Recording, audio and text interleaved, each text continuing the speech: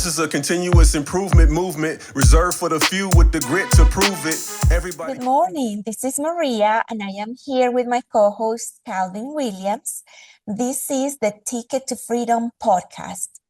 On this podcast, we discuss continuous improvement as it relates to current events. And this morning, an article was just released by the Defense Visual Information Distribution System. The article is titled A Journey to Greenbelt, Streaming Accountability for Lost Tools at the CCAD. This article highlights how organizations are using the Greenbelt certification process to drive critical business improvement. Calvin, what do you think about this topic?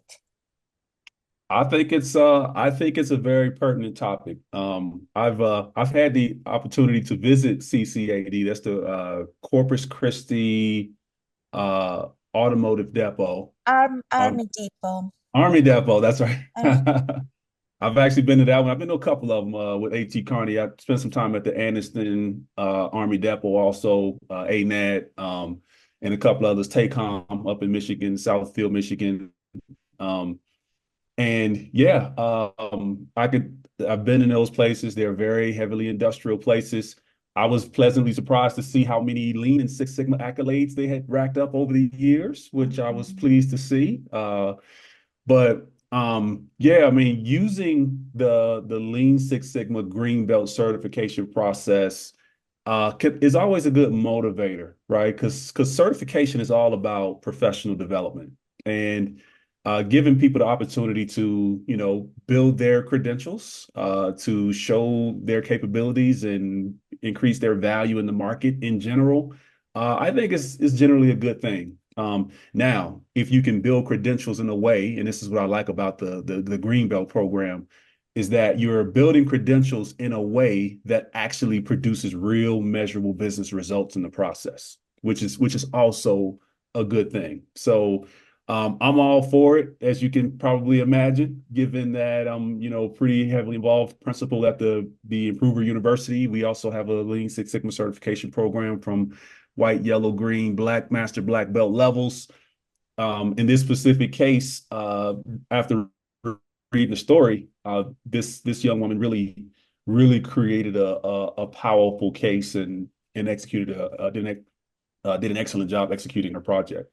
Yes, Calvin, I love when you mentioned that the Greenbelt is very useful to achieve very visible business results.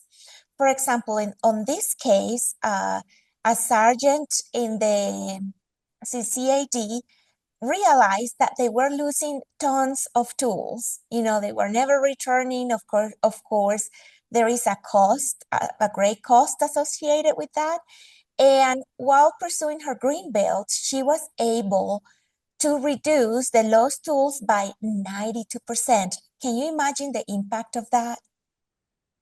Yeah, that's enormous. And if you've ever spent any amount of time in a maintenance shop or storage shop or working with one, you know how much of a headache it can be trying to manage tools, right? Mm-hmm. People take tools, they don't bring them back.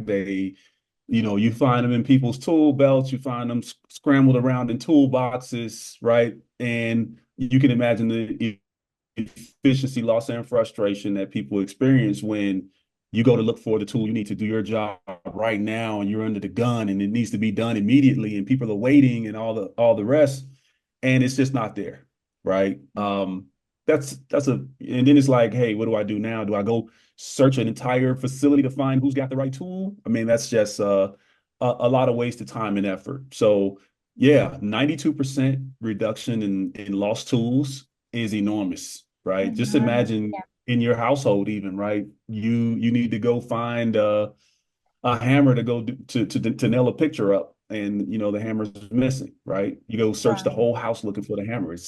It's a whole thing in terms of managing an efficient, operation. So what she did and the results they produce are phenomenal. And I understand they spent quite a bit of time on it too, right? They spent probably a year it's the Army. And a half. It's the Army. So you have, you have to contact a lot of people to be able to make any changes. Right. But one of the changes that she was able to make, just picture this. You were talking about you lost your tool, you can't find it, you can do your job, but it's not only not being able to find the tool, then you have to contact the right person so they can, register the loss, and then go to a different person so they can order a new tool. There is a whole procedure and a bunch of people that needed to be contacted in order to replace this tool and Hmm. be able, and be able to account for the cost of these tools. So the sergeant was able to reduce the the amount of time that this process took by 98%. How about that? Yes, they took That's, 2 years to do it, but 98% is they pretty much fixed the problem. I mean, that's enormous. I mean, if you think about like the way you described is how many hoops you got to jump through to get a tool order, right? Right. The fact that there are so many hoops to jump through probably creates the behavior of people taking tools and not replacing them because they don't want to have to deal with that process if they need to get a tool next time it comes around. So that Mhm. just shows you how chaos and disorderliness creates more chaos and disorderliness, right? Because Mhm. people got to learn how to thrive in a chaotic environment, Mhm. and that's where you got to kind of go back and unteach people the bad behaviors they developed while dealing with a chaotic situation. So I can imagine, like you said, in the Army, very bureaucratic, um, Exactly. a lot of hoops to jump through, a lot of approvals, a lot of stakeholders.